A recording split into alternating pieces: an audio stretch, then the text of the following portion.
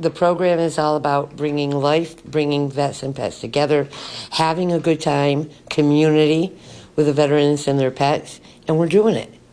And when you love what you do... I was going to say, it looks like you get joy out of this. This is not a job for you. No. This is 26 years being here and loving 25 years in employment and training. I'm having the time of my life. Alfonso, you weren't a cat person at all. I asked you if you liked animals. You said no. Why the change? Sometimes the animal picks you. Yeah. And sometimes you become best friends along the way. And those tuning in, that's Fox right there. That is Alfonso's beautiful cat. We tried to ring him in the last segment. He wasn't having it, so he's chilling out in there. What's that bond like between you two?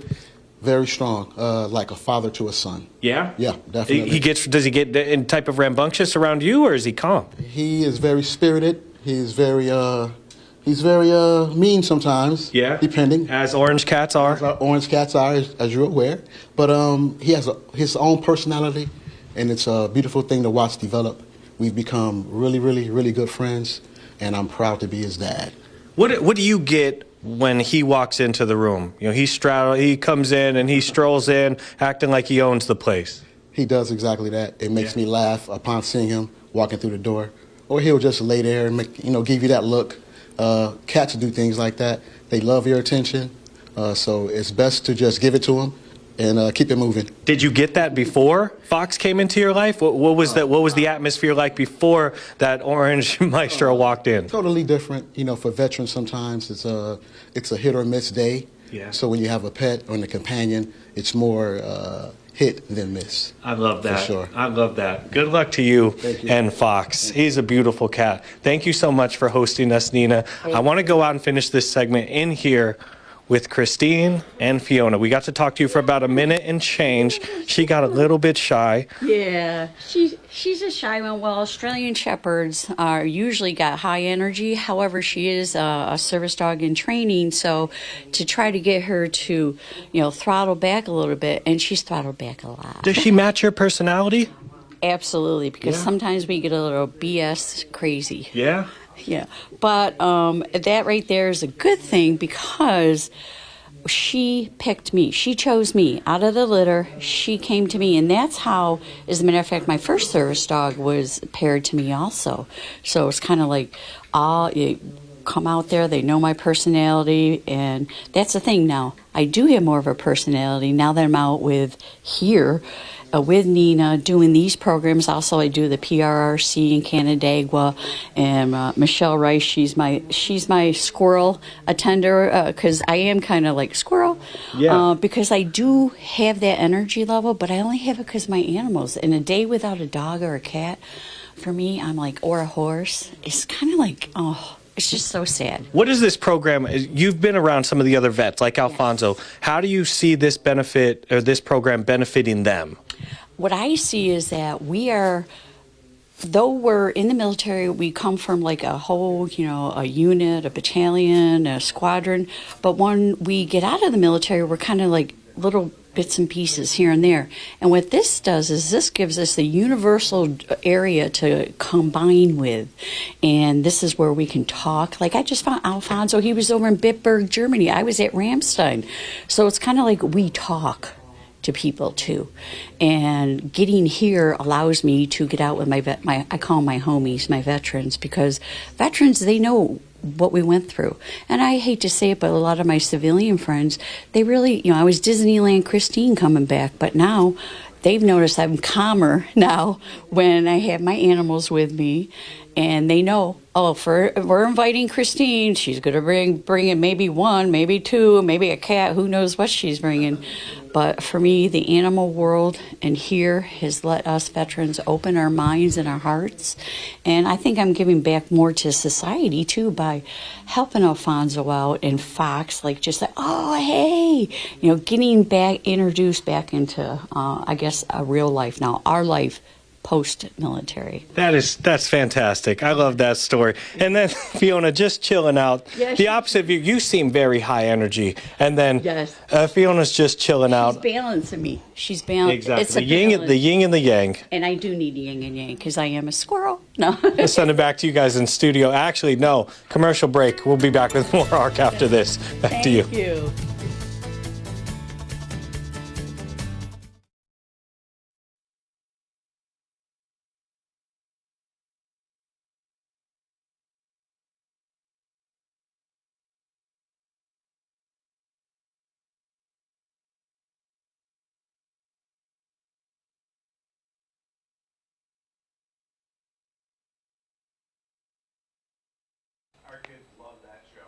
It was a good one.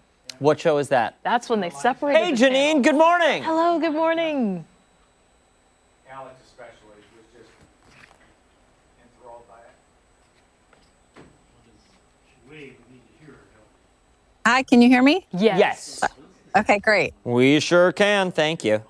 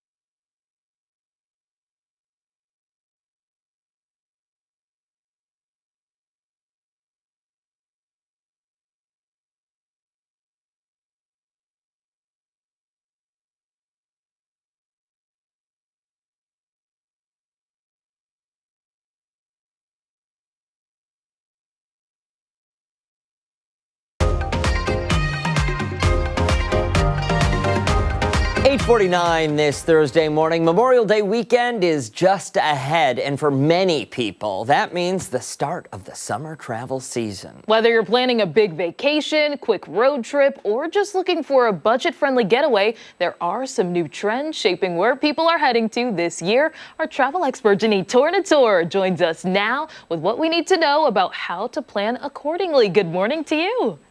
Good morning. Great to be here. Absolutely. I want to start off with, we kind of know the elephant in the room. Prices are going up, whether it's gas prices or even flights.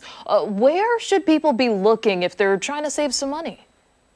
Well, let's start with where I'm coming to you from today. It may look like I'm in Austria, but I'm actually in Stowe, Vermont. I'm here at the Von Trapp Family Lodge and Resort. And this really speaks to one of the big trends we're seeing this summer, I think, because people are looking to save a little, is staying closer to home and looking at destinations in North America. In fact, EF Go Ahead Tours says that 64% of Americans are looking to travel domestically in the next year, and particularly this summer. America's Collection tours are booming, from national parks to Alaska and Hawaii. Those top the list. They're even launching new close-to-home itineraries to meet this demand. They have their new Canada to New England tour that makes us stay and stop right here at the Von Trapp Family Lodge. So it's cool because you can blend that Austrian Alps culture, but you still get that easy regional travel, which is, again, what people are looking for this summer. While domestic travel is up, they do say that Europe still represents the #1 experiential travel destination for Americans. They're launching a special Austrian trip hosted by Christina Von Trapp, inspired by the Sound of Music, that hits some of those big spots like Vienna, Salzburg, and the Alps. So we're still seeing people go abroad, but more people staying closer to home. And guess what? There are still savings out there, especially if you're looking at some of these tours. In fact, EF Go Ahead is launching their Memorial Day flash sale tomorrow, where you can save up to $600 on some of these tours, and that runs through June 2nd. So you got to hop on those because they're flash sales, but take advantage of those if you're looking to get out to places like this. This is such a beautiful destination. Janine, I'm glad you brought that up and then started to talk Europe, because I asked Steph at the top of the show, where she wanted to go for vacation. Where do you want to go on holiday? And she said somewhere in Europe. So, I mean, that sounds like a great destination. Does it work for you? It really does. It looks beautiful. I mean, I wouldn't mind. Sign me up. Yeah, you really get a lot of that flavor here. And the cool thing about this, like tours, like the one they launched that goes from Canada down here to New England, it actually starts in Quebec City, which also gives you that total European flavor and feel. And then you get to stop at some really great places and stay here. So yeah, I think it can be a really great idea. There are a lot of places like that. You know, we've talked before about destination dupes that give you the feel of some of those more expensive destinations. Oh, I like that a lot. All right, where else are people headed this summer? I imagine some people want to. Are we going to beaches?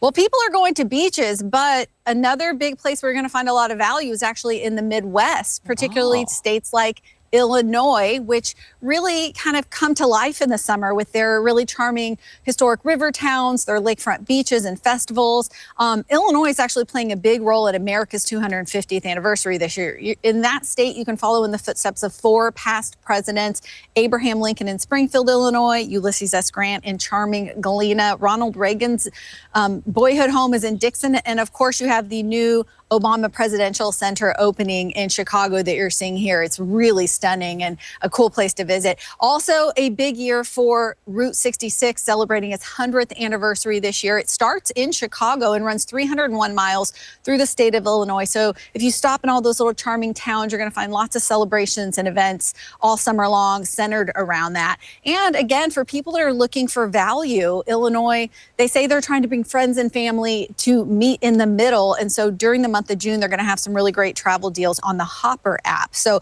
those can definitely be worth checking out. But this is one of those places, especially in the summer, to me, checks all the boxes for that classic vacation. You get history, you get that road trip appeal, and a lot of value. Yeah, it's The really sights are cool. gorgeous. Sign me up for that coaster as well. And it seems like, especially with the 250th birthday right around the corner, maybe some people are opting to stay closer to home and visit some important places important to the history of America.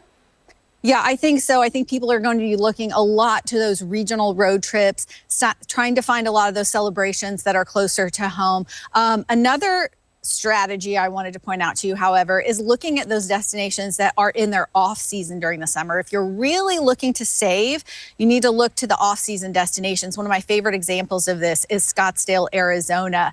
You know, this is one of those places where you can get that premium experience, just a lot better value during the summer season. You can get 5-star luxury here at 3-star prices. They have some of their beautiful resorts starting at just $109 a night, 60% off of that peak season pricing. And it's really just about strategizing how you plan your day, especially because it's hot in the summer. You get up early, you do golf, you do the biking, you do the hot air balloon rides. They have green fees from $79 at some bucket list courses. So places like the Boulders you can experience for a lot less during the summer. In the midday, you're going to find discounts at some of their great spas, a lot of great indoor attractions like Wonder Spaces that you're seeing here. It's also got an award-winning foodie scene. They have 2 2026 James Beard Award semifinalists, Cafe Monarch and F&B, cool wine and craft beer trails to experience in the afternoon and evening. And another trend that I think is really cool that you can do here is called Noctourism experiences. Big trending thing right now. You're seeing here one of their outfitters, Yak and Sup. They have these full moon paddles. They also do after dark excursions through another outfitter called Cliff Creek Outfitters. But that's really fun because it cools down in the nighttime there, so you can go back out and experience the outdoors and still take advantage of some of those fantastic rates and deals they have this time of year. Love it. Janine Tornatore, always a pleasure, my friend. For someone sitting at home, they want to follow you on social, where do they go? Yeah, you follow me on Instagram at The Outside Insider. Perfect. All right. Thank you. Yeah, Hey, my pleasure. Hey, stick around. We have so much more to come here on Arc Rochester as we continue into the 9 o'clock hour. We're back on the other side of the break.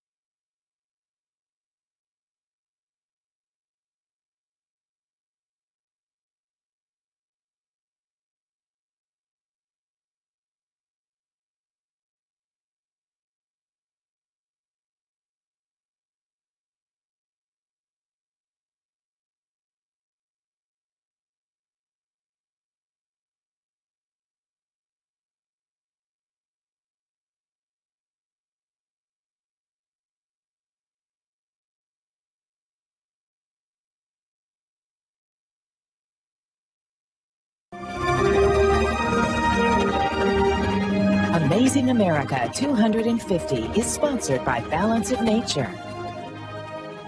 It was the mid-1860s in Waterloo, New York. The Civil War had just drawn to a close, and the nation was reeling from the hundreds of thousands of lives lost. A nearby pharmacist in Waterloo wanted to find a way in order to memorialize those that had died. That pharmacist was Henry C. Wells. I think really it was just the fact that he saw there was so much death and heartache that he wanted to make sure that those that had fallen were always remembered. He would take his idea to the Seneca County clerk, John B. Murray, who had been a general in the Civil War. It was one idea that was spurred and it gained momentum by the partnership of the two of them, of someone that was well trusted and someone that was trusted all along the Civil War. And they roused the whole town to close all of its storefronts, to have draped black mourning flags and drapes on all of the businesses, and they gathered in town and marched to the graves of those that had fallen. That was 1866, the first observance of what the townspeople called Decoration Day, and what we now know as Memorial Day. In 1966, Congress and President Lyndon B. Johnson would formally declare Waterloo the birthplace of Memorial Day, 100 years after the first observance here in this small village. There's a congressional record that the Waterloo is the birthplace of Memorial Day based on our continuous observation, which is different than other places. It's the dedicated day and time and observation of continuity that keeps us in the record books. Each year, Waterloo now marks the holiday with a sense of responsibility. It's celebrate, commemorate. So we celebrate the weekend before, and then we commemorate on the 30th. A parade and Civil War reenactment draws thousands each year on the federal holiday weekend. Then, on the 30th, the village marks the day just as they did in 1866, with a solemn visit to the graves of the fallen, remembering the intentions of the two men who started it all. I think they would be impressed. I think that they would really be proud that we are carrying on that memory and that, you know, that day of how important it was. And we're bringing it here today and still teaching our kids, young and old, what it was all about. For Amazing America 250, I'm Matt Malloy. Amazing America 250 is sponsored by Balance of Nature, the phytonutrition company.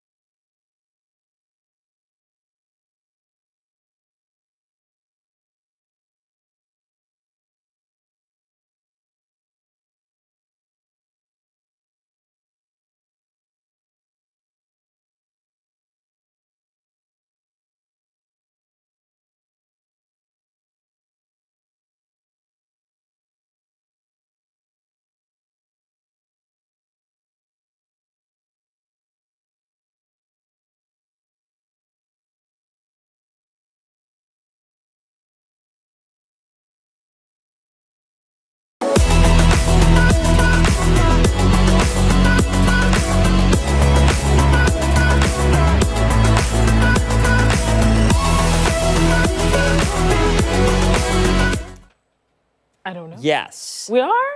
Well, no. I'll tell you later. Okay. Okay. Hey, good Thursday morning. It is 9:04 on this May 24th. First, ooh, good. Someone else take over. Okay. 9:04 this May 21st. That is Stephanie Joseph in for Abby. I'm Dan Schrack. That is meteorologist. Like mushy minds today. Yeah. A little bit of a A mush. little bit. Yeah. A little bit. Mark McLean. Yeah. And he brought part of his cologne collection. We'll talk about that later. Yeah. But first, we have the answer to weather trivia. We've got the Muddy Paws forecast, and we have the full forecast. Sometimes it's surprising how something could help you that Yeah. you wouldn't think could help you. Yeah. How it's actually made friends for you. Yes. And might scare other friends away. Yep. Let's talk about the trivia today. We've had a wet spring in Western New York, and May's been just a smidge wetter than normal. So, we're talking about soggy ground. How rainy could it be if May wanted to be rainy? Okay, what's the all-time wettest May on record for Rochester? Is it 6.87 inches, 7.43 inches, 5.2 inches, or 4.3 inches? Wait, before you click off this graphic, hold Okay. on. I just have a quick idea that I'm gonna execute while we're going taking over. a picture of this. While we're going All right. over. Okay. go By the ahead. way, did you remember what you were going to say to us? No. I'm telling you, it's going to come to him at home. Yeah, I'll wake up from a sleep. Am I going to get a tonight. text message Saturday morning? Cold sweats, probably. Aha. Probably. This is what it was, and it Yeah. will be nothing. Nothing. Yeah. Just wait. Just wait. We probably have some responses. Let's go to the responses for this morning's weather Ooh. trivia. Tim, C. Yvonne has B. Deb has D. Laura, Barbara, and Florence all have A this morning. Lima Pumpkin Festival. Thanks for the Yeah. seeds, by the way. A. Beth and Barbara. A. Janet. A. Judy and Lori. B. Allison and Sandra and Kay have A. Ian has D. Ron has C. Jim has B. We are all over the map. Everywhere. Herb has C, and Barb has D. David has B. Charlene, Stephen, and Cassandra have A this morning. It's Rod and Paul and Debbie and Kyla. Lisa as well with A.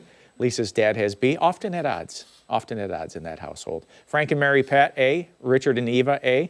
Cheryl A. Dave, Cheryl's husband C. Robert and Katie on board with A. Kevin and Colleen are thinking D. What do you think? I want to see my options one more time. More options. I think I might agree with the A people. The A because people? I Okay. narrowed it down to A and C. Well, like I mentioned last time, any one of these is a lot of rain, right? Yes. And Stephanie, I think we're going with A. A? Yeah? Yes. A is? Yes. Boom. Yeah. There you go. 6.87. Boom. That's a ton of rain. That is a That's lot of rain. 7 inches of rain in a single month. And it was May of 1894.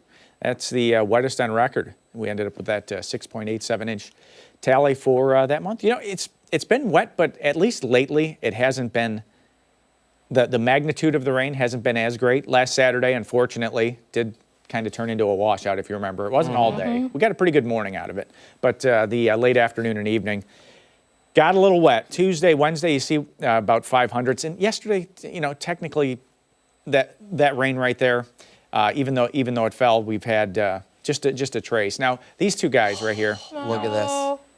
no, Me too. they don't want rain. No. That's Brady. I believe Brady's the pup. Bobbitt's the cat right there.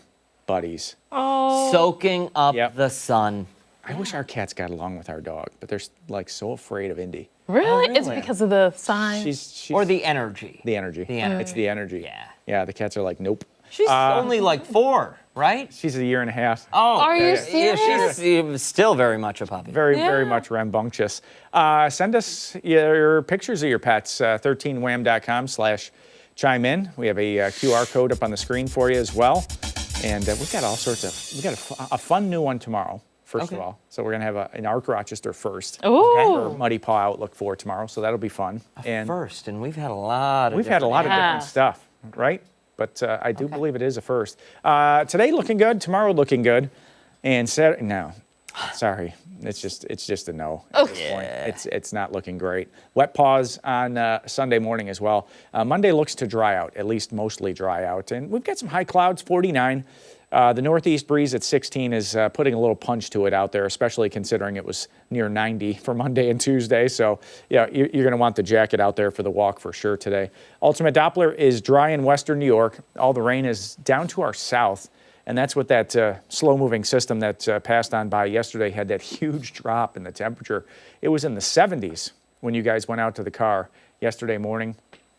It's now in the 40s, thanks to that large area of high pressure back to our northwest. And, you know, the temperature is going to move a little today. It's just not going to move a lot. You see, we get into the upper 50s there.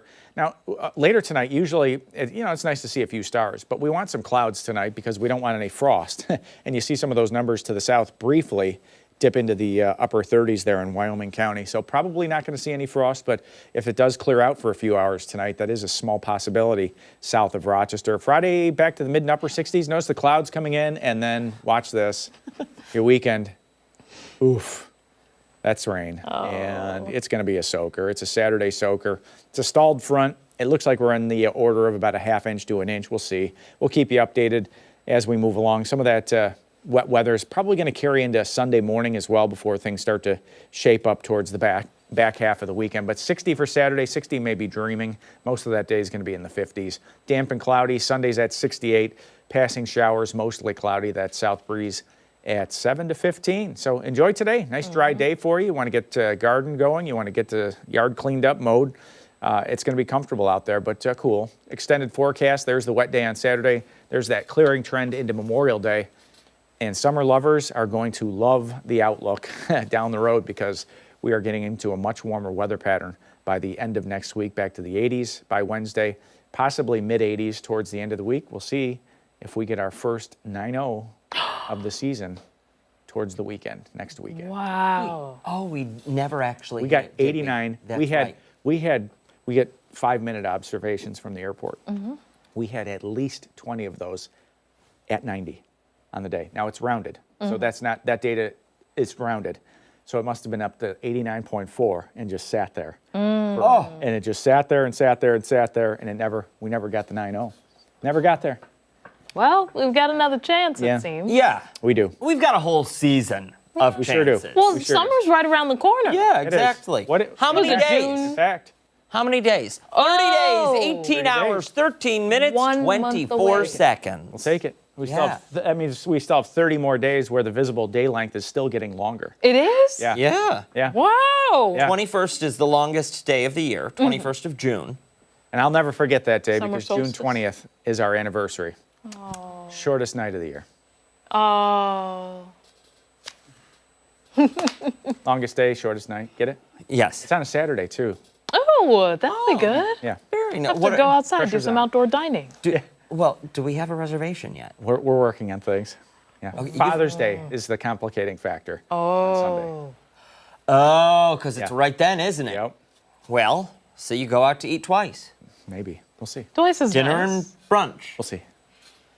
Hey, stick around. A lot more to come right here on ARC Rochester, including when we come back, we're getting some tips on how to keep your family safe this Memorial Day weekend. Hey, don't forget, you can watch us on the go wherever you are. We are streaming live on the 13 WHAM YouTube page and foxrochester.com. We'll see you right after this.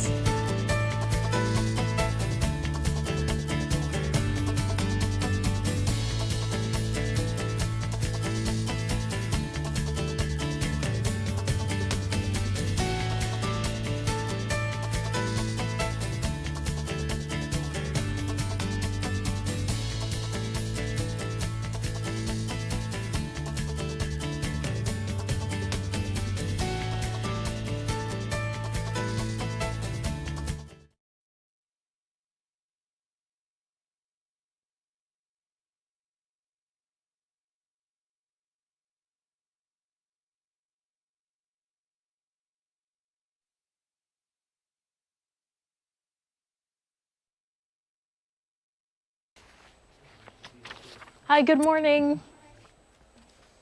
Dan, What's happening, Dave? How are you? Long time no see. I know how you've been. What's going on, man? Not too much, you know.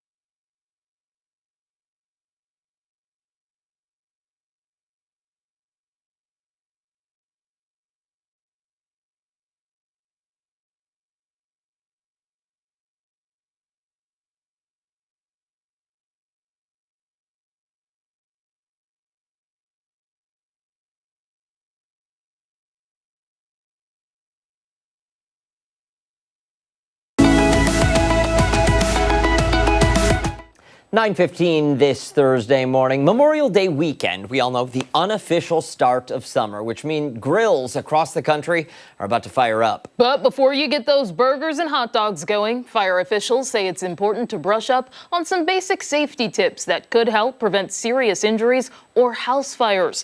Joining us now is David Morales, a representative from the Firefighters Association of New York State, to talk about how families can stay safe while enjoying their holiday cookouts. Thanks for joining us this morning. Thanks for having me, guys. Absolutely. So I want to start off with, we're talking about grills.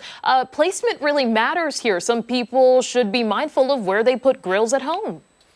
Absolutely. We have to say this every year, unfortunately. Do not grill indoors. Do not grill in your garage, even if the door's open. Try not to grill under any kind of cover or even a tree canopy if it's too close. Heat, smoke goes directly upwards. You could cause a fire very easily by grilling in a covered surface. Is there an ideal distance, a minimum ideal distance that you keep that grill away from your home? I mean, you're going to want to keep at least 10 feet between you and the grill. I know a lot of the grill and the house, excuse me. I know a lot of people like to have it next to the doors so they can pop out. Maybe you've got kind of a narrow deck, at least 10 feet, definitely. Because if anything were to happen, there's normally a lot of heat coming off a grill under normal circumstances when you're safely cooking. But if there were to be a propane fire or anything out of control, very, very easy for siding to melt, for eaves on the underside of a house to catch. And as well, when you place the grill in an area, you're going to want to do it in a place where there's not dried grass, dried leaves, debris, anything that could easily catch on fire. You're going to want to have a very wide open, clear cooking space. And I'm wondering what sort of precautions some people can take, whether they're using propane or charcoal for their grills. Well, the number one thing we tell people is for Memorial Day, a lot of times that's the first time you're bringing the grill out from the garage or the shed or where you've had it stored. Before you even light it or check it, you're going to want to take that dust cover off if you have a dust cover. Make sure there's no animals that have gotten in there, built a nest, cobwebs, clear all of that out. Especially if you have a propane or a gas grill, check those secure lines, make sure that there's no leaks or damaged hoses. You're going to want to replace those. Make sure your grill has been cleaned. Make sure there's not any grease residue left over from the previous summer. And speaking of grease, I want to talk a little bit about oil here because people, they drag those deep fryers out no matter what. It doesn't have to just be on Turkey Day that they're deep frying things outside, thinking French fries, chicken tenders for the kids, all of that kind of stuff. What can you tell us about proper use there?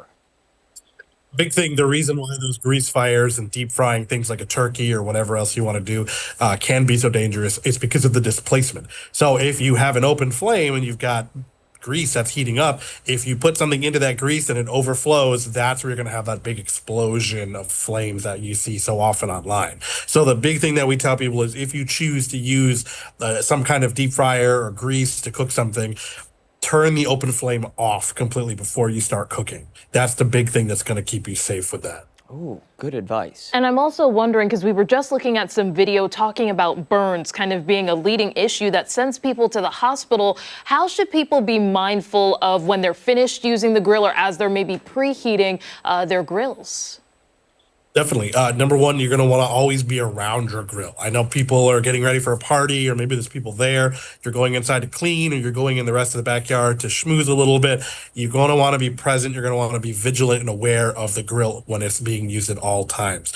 When you're done, you should be leaving it outside because it's going to be cooling off. It takes a lot longer than people think. Leave the grill open if you can. Leave it in that open area where you're cooking before putting it away, before putting the grill cover on. Children should never use a grill under any circumstances. Even with adult supervision, they should never be using a grill. Dave, now this may sound a little silly, but I know there's someone out there who's thinking this right now. The grill is 20 feet from my back deck. It's a safe distance, but for whatever reason, something in there caught fire. I can't get the fire out. Is it silly to call the fire department because I have a grill fire that I can't control? Or do Absolutely I just let not. it go? You should call 911. If there's ever an instance where you think that the fire is going to get out of control or you don't feel comfortable, call 911. That is what firefighters are there for. No one's going to make fun of you because you called 911 because you didn't want to get hurt. We don't want you to get hurt at all. If the fire is going and it's something that's out of control and you're not able to get your hand in there to turn the propane off or put the lid down, Some people like to have a long-handled gardening tool like a rake or something. They can use that to close the lid to kind of snuff out the fire, deprive it of oxygen. If you don't have that and it's not safe to turn the propane off, just get clear, call 911, let us come help you out. And if you followed the correct guidelines and had a grill or a cooking area far enough away from your house or garage or trees, it's just going to burn on its own. It's not going to light anything else on fire. So just sit back and let the firefighters handle it. And you just listed some good do's for anyone who is concerned about a possible fire, but there are some don'ts that people should not do either. Can you tell us a little bit about those and why people should probably not panic? Absolutely. Panic is probably the worst thing that you could possibly do. You're not thinking clearly. You're making some mistakes. If you're not comfortable, just call 911. The second that fire gets out of control, it only takes a couple seconds for you to get hurt, for if you're too close to the building that you're next to or a tree, for that fire to spread. If you're trying to push it around or something like that, you could knock something over. And if you're having one of those grease fires, you could have a grease fire spreading beyond control. Burns are a very serious thing, very quickly, very easy to get third-degree burns. Dave, for someone sitting at home saying to themselves, this is great, I need to try and remember this come this weekend, is there a resource online that we can send them to say, hey, don't worry, all this guidance is right here? Yeah, Firefighters Association of the State of New York, FASNY's website has all that information. You could also probably just Google grill fire safety and go to any reputable website to stay safe. Perfect. Absolutely. Thank you so much for your time. Really appreciate it. Take care. And we'll put all this information on foxrochester.com. Don't go far. When Arc Rochester returns, we're taking you behind the story this Thursday morning. We're back on the other side of the break.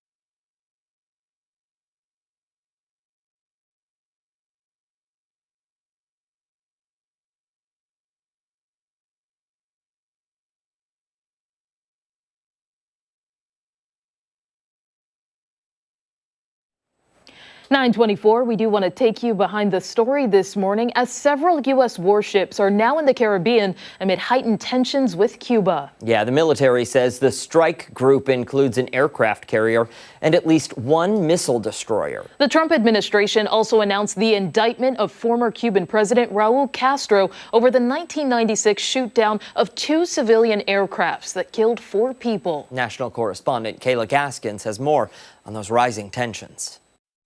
On February 24th, 1996, Cuban fighter jets shot down 2 unarmed Cessna airplanes over international waters, killing 4 American citizens. The planes belonged to Brothers to the Rescue, a South Florida-based humanitarian organization that searched for Cuban migrants stranded at sea as they fled the island on makeshift boats and rafts. These Cubans that were fleeing the island would get on anything that would float to get away from this murderous regime. For nearly 3 decades, no one was held accountable for the attack. That changed Wednesday. 30 years. The families of 4 murdered Americans have waited for justice. When Acting Attorney General Todd Blanche announced murder charges against former Cuban President Raul Castro, who served as head of Cuba's military at the time of the shootdown. A U.S. investigation previously concluded that both Raul Castro and his brother, former Cuban President Fidel Castro, were involved in authorizing the operation. Fidel Castro died in 2016. Raul Castro is now 94 years old. Nations and their leaders cannot be permitted to target Americans, kill them, and not face accountability. The move is also seen as part of a broader Trump administration effort to pressure Cuba's communist government as the island faces a deepening economic crisis.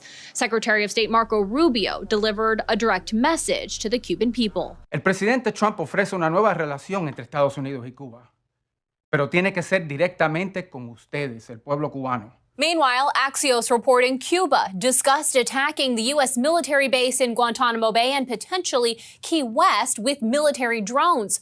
Cuba's current leader insists the island poses no threat to the United States. President Trump on Wednesday said there will be no military escalation regarding Cuba.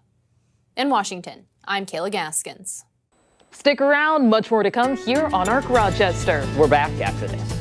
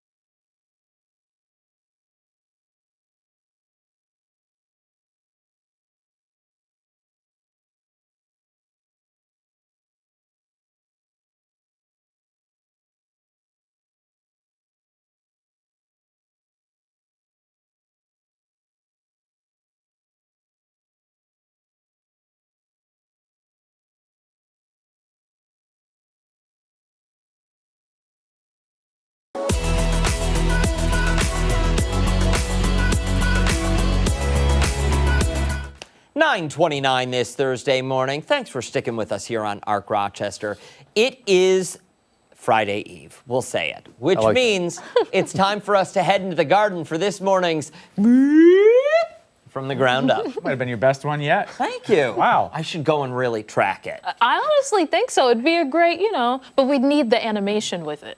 Yeah. Like on the website and like the socials, that'd be awesome if that was the intro. Do you have a web page for From the Ground Up? Yeah, it's on the community section. Okay. Yeah, There you go. Look at that. All right, so we're talking about problem areas in the garden, critters, and what can grow in the shade today. Three real trouble spots for gardeners. We're out at the garden factory. Check this out.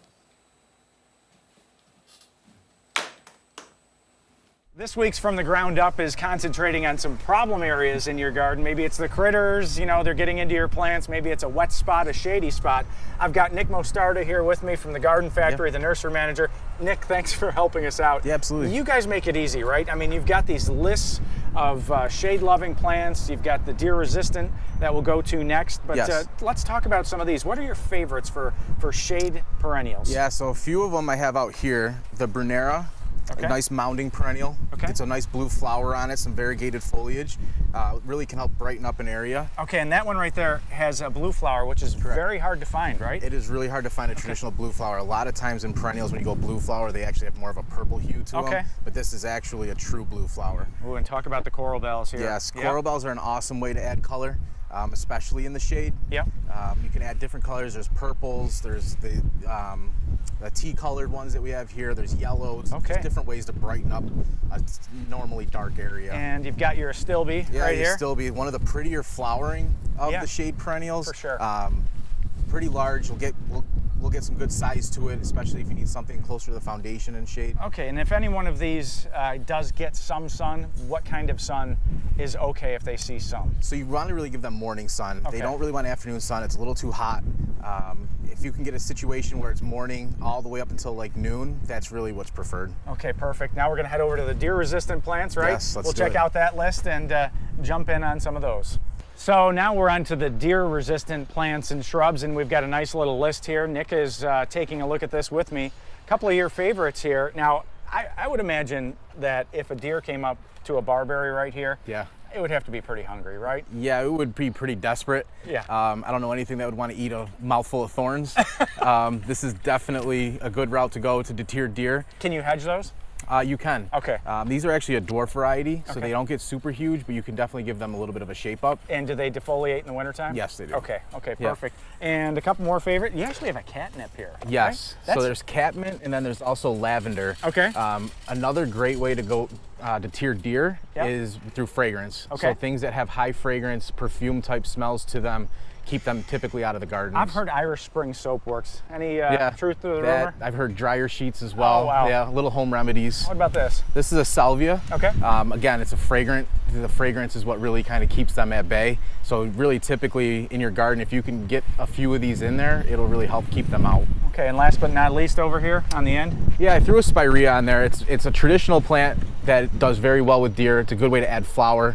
This particular variety, it has a lot of bright color to it with a dark red flower on it. It's a really pretty spirea. Okay, let's talk about some wet spots, what will grow in wet spots, and also the dreaded black walnut. Yeah. And the last two things we're going to talk about, wet spots in your garden, your yard, and also the black walnut. Nick, we've got two of your favorites for wet spots out in the yard. What do we have here? We have a Japanese willow called Okay. Nishiki willow. Great way to add color, sucks up water nonstop, will help actually dry up wet areas. If you have a little bit of a standing water situation, they will actually thrive in that. Does it get a flower or no? No, so a lot of people think it does. But what it is actually the tips of them with the new growth have a pink growth to them. Oh, okay. So they have that effect of having a flower. And I would have never thought about the dogwood, right? The red twig dogwood? The red twig dogwood does well in moisture also. Okay. And what's kind of unique is in the garden, a lot of people don't have winter interest. So to get the red foliage, or the red bark, I should say, in the wintertime, That's is really always cool. a good one. That is. That's always a sign of spring for me. Right. And last but not least here, we were talking about the problem areas, the black walnut. Black walnut. What do we have? So first thing is black-eyed Susan. It's a nice perennial that will grow underneath black walnut. The other thing is ornamental grasses do well under black walnut as well.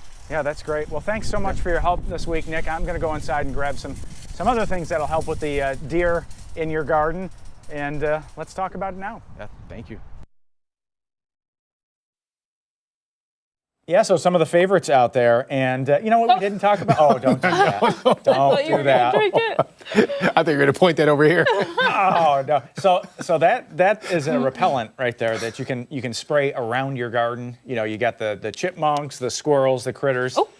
I will say this: if they're hungry, it's tough to keep them away. This is a shake product that is coyote urine. How about that? Oh, great. Right? Yeah, don't get this too close to the laundry bin, Wow. right? And you just walk around the perimeter and you literally you can hear it, you shake it around the perimeter. This works. You can smell this one. Yeah. Can I just list the ingredients because Sure. it's interesting What do we have? Yeah. and not what you would expect. Yeah. So the ingredients: fish meal, fish oil, magnesium silicate, magnesium sulfate, meat meal, sodium benzate, urea. Yeah. I think we know what that is. Yeah. Vinegar. I think that's probably coming from the urea. Water and wintergreen oil. Yeah.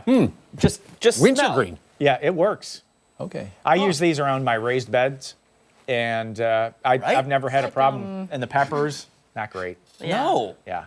No, you don't want that. Smelly sauce. But it marinade. keeps You don't want to sit next to somebody A for 5 smelly hours in the sauce morning. or I didn't say it Figure was that out. delicious, but Here, maybe you should try some of this instead. All right. Can I smell this one? Take the lid off, sure. That one is pungent. Oh boy. Yep. why would you do He's that? going for it. He's going Why for it. Oh, boy. Just waft it. Well, and this is how Waft you it. learned like you do in in science chemistry class. Yeah, just waft it in. Yeah. Oh!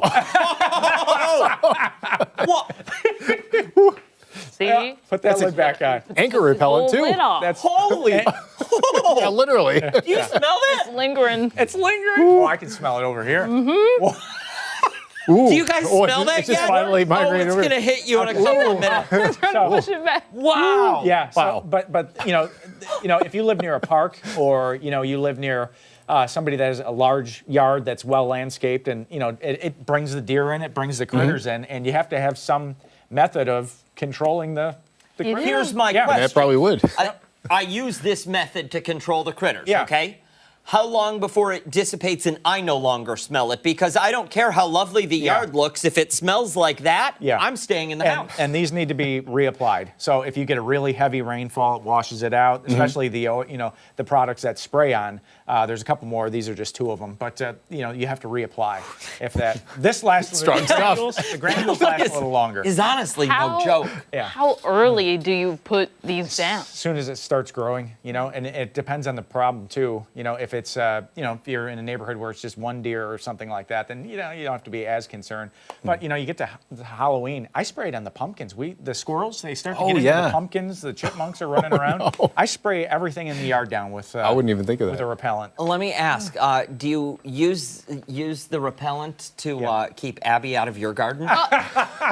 We're going to get a call in. Well, I actually deliver the pumpkins to Abby. So She's actually done very. I'm going to give her credit. She's done very well with the plants she's got right now. She grew a pumpkin last year. Yeah, absolutely. What's on tap for next week? Next week, we're going to be into mulching, and we've got to head out to our garden and get it started. So at some point next week, we'll have to pick a day and get out there and get the overalls. Wheelbarrow. We'll be enlisted. And we'll probably have 2 segments next week. We'll see. All right, sounds good. Yeah. Yep. Thank you, sir. And don't go anywhere. We still have so much more to come here on ARC Rochester, including when we come back. We're getting ready to get inked up for an upcoming convention happening this weekend. And don't forget, you can take us on the go wherever you are. ARC Rochester is streaming live right now on the 13WAM YouTube channel and foxrochester.com. Stick around. We're back after this.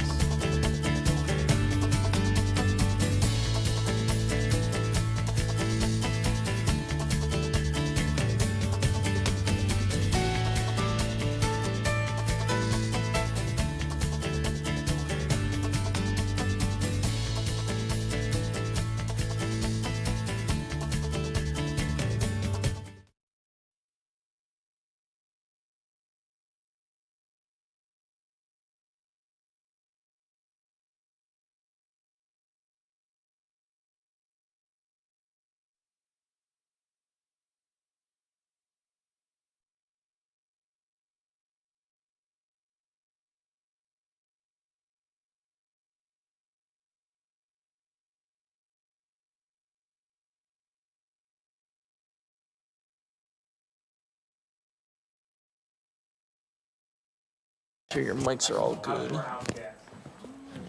It's been Ariana Grande in her second era. And gentlemen, can I have you both say your first and last name so we can get a mic check on you? Dylan Tate. Louis Spurgio Jr. All right. Good? She's fine with her Good. All right, thank you for coming in. We appreciate it. Yeah, of course. Thanks for having us. So when we come back, it's going to come out to Abby and I, Stephanie. Abby's usually here. Abby's usually here. We'll introduce the two of you. We'll have about 4.5, 5-ish minutes to chat, talk directly to us, ignore the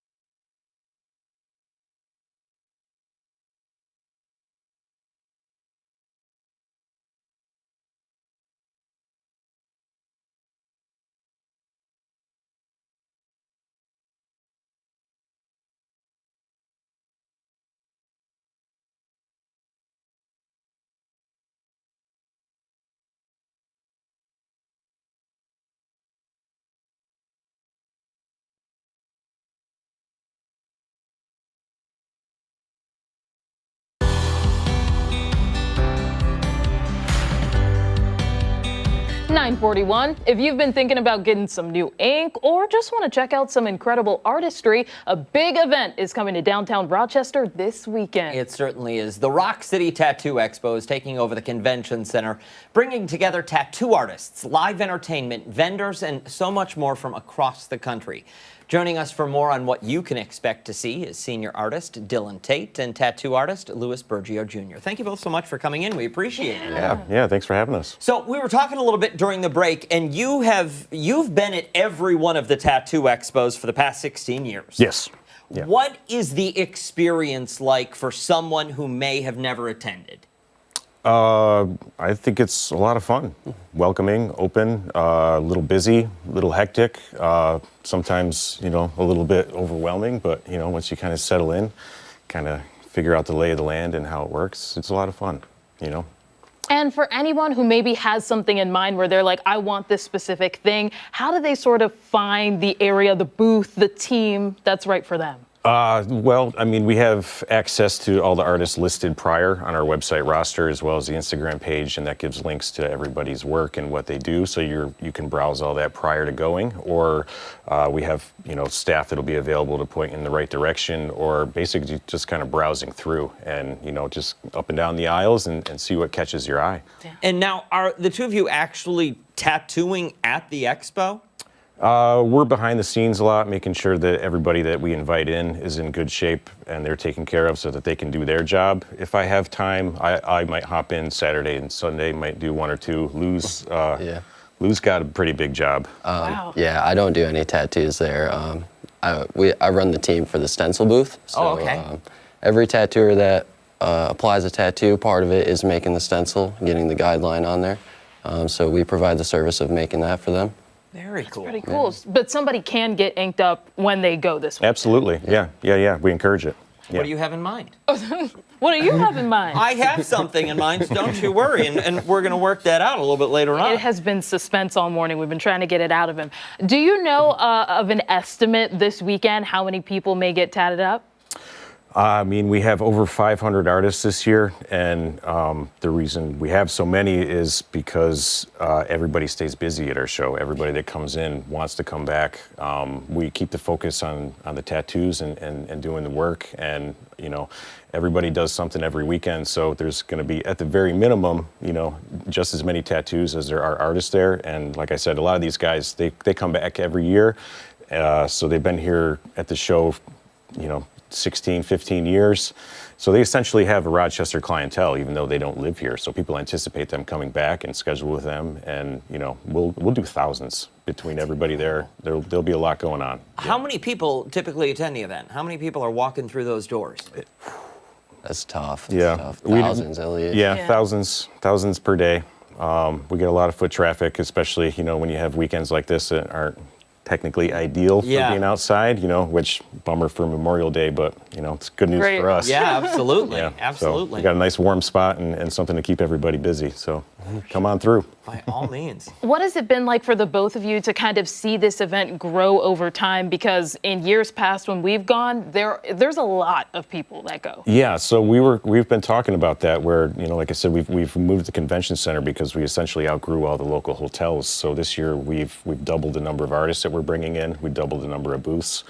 When it started in 2009, I think the first poster, like this one, says over 500. That one said, 100 artists. So, it's been a gradual climb, and it's been a little surreal until you can kind of step out of it and look at it objectively. It's, you don't realize how much we've actually grown as an event. But it's been a lot of fun and a little overwhelming at times. And this 6 weeks leading up to it for us just feels like a sprint, and we're kind of in the calm before the storm right now. So, it's hard earned, but for us, we have a lot of friends and a lot of people that come back every year. It feels like a big family reunion for us. It sounds like a great time. For somebody sitting at home, they say to themselves, okay, I want to go even just to check it out. Yes, absolutely. It's great. It's at the convention center. Give us the times, and do we need to get tickets to get in? How does that work? Friday and Saturday, it's 11 a.m. to 11 p.m. Sunday, it's 11 a.m. to 7 p.m. We offer it for $15 a day, or there's a full weekend pass. All 3 days is $40 flat. And that's at the door? At the door, yeah. No pre-sale tickets or anything like that. You can just walk right up, pay at the door. You'll receive a wristband, and you can basically hang out and wander as long as you want. We have a lot more than just tattooing as well, like a lot of handmade crafts, ceramics, paintings, even nice signs for your business, local businesses and stuff like that. So. And one other question, is there an age restriction of sorts? For tattooing, you have to be 18. With ID. With an ID. Yeah. But for a family event, any of the younger kids can walk around and have a good time as well. All right. Yeah, we all got families. Our kids, or mine rather, will be there working the booth with me. Zane's kids will be there hanging out, Jet's grandkids. So we try to keep it family friendly, and it's for everybody. And like you said, even if you're not getting tattooed, it's a lot of fun. Just come check it out. Sounds like it. Thank you both so much. Yeah, thank you. Hey, when Arc Rochester returns, we are taking a look at some of the stories that have people talking this Thursday morning. Yeah, on the other side of the break, we're talking trends.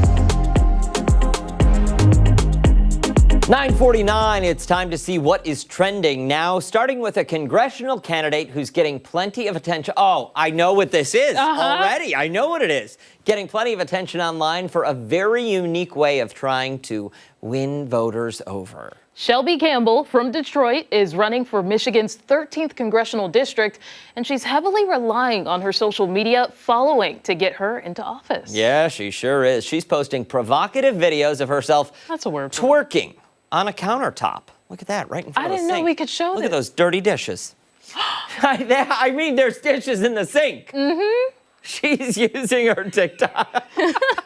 She's using her TikTok account to hopefully build momentum for the upcoming August primary election. You should see his face.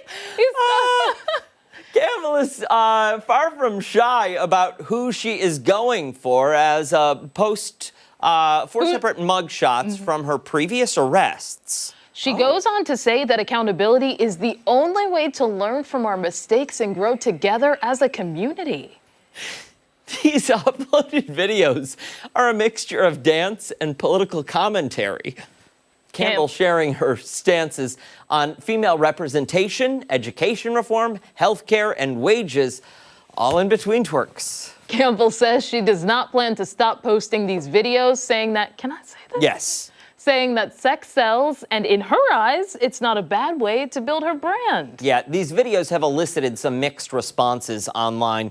Some calling it death to serious politics and saying it puts her in a sexualized light and people won't respect her views. Others are saying it just shows how real and honest she is, not trying to be someone she isn't. And we saw like a snippet of her there giving an interview. That's how I saw this story. I actually saw that interview. And listen, she makes some fair points about why she's posting this. Yeah. I get it. It's where a lot of eyeballs are. That's for sure. I mean, for me, I understand and I support using social media, kind of like trendy ways. Some politicians will engage in trends like maybe using a trendy sound or something. I don't know that I would twerk, you know, for people to, but that's just me. Maybe she's trying to reach a different demographic, you know, and a lot of people are trying to reach young voters. This could be a way to do that. And, you know, if she's making some fair points, which I did catch that interview as well, then all the power to her. I am for female empowerment. Yep. If this makes you feel empowered and gives you the platform that you deserve, then go for it. And listen, if it's going to get you votes and that's what you're after, all power to you. All power to you. Let's move along now to some wild divorce drama. Divorce attorneys are opening up about some of the most outrageous, petty, and plain bizarre demands they've ever seen during splits. Multiple divorce attorneys spoke with the New York Post, saying that the stranger the demand, the more contentious the split. According to one attorney, spouses will get into knockdown, drag-out arguments over old mugs, pots and pans, cheap dining room tables, I should say, and couches worth next to nothing. Yeah. Another attorney shared that she watched a 6th grade yearbook become the subject of heated legal letters after it went missing during proceedings. This is kind of hard to believe. The pots and pans. Is it though? Listen, if things are not ending amicably, if we are not going to be able to have civil conversations, I can see how it goes to this. Yeah, maybe this is like the last straw sort of thing. Like when things have already started to break down, this is when the cracks really My show. thought is, take the pots and pans. Yeah. Well, I want my pots and pans. Okay, see? See? I guess, yeah. All right, a separate client fought over a wooden spoon that had never once been used on the grounds that it was a family heirloom. Oh, of course it was. One standout case involved a half full bottle of dish soap under the kitchen sink. I don't understand. I get what's left of the dishwashing detergent. Sure. You're not getting that. Okay. You get the pots and pans. I'm making sure you don't get anything to clean them. Okay. I can go and get... Go buy your own soap. Other honorable mentions include a $49 toaster oven, a man trying to claim a couch because his wife caught him cheating on it, and a woman having a tanning bed relocated from the marital home to her hotel room mid-divorce. There's a lot there. The fact that you have a tanning bed at home, that says something. Don't go anywhere. When Ark Rochester returns, final thoughts. We're back after this.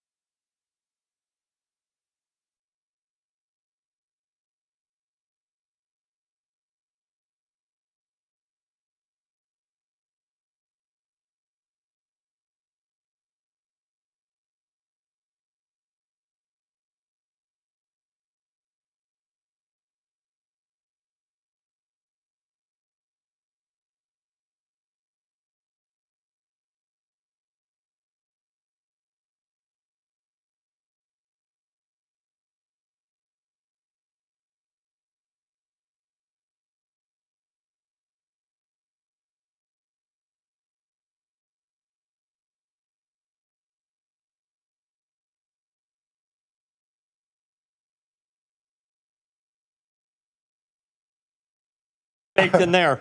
Oh, I'm pretty sure it was a mic check. That's what he was saying.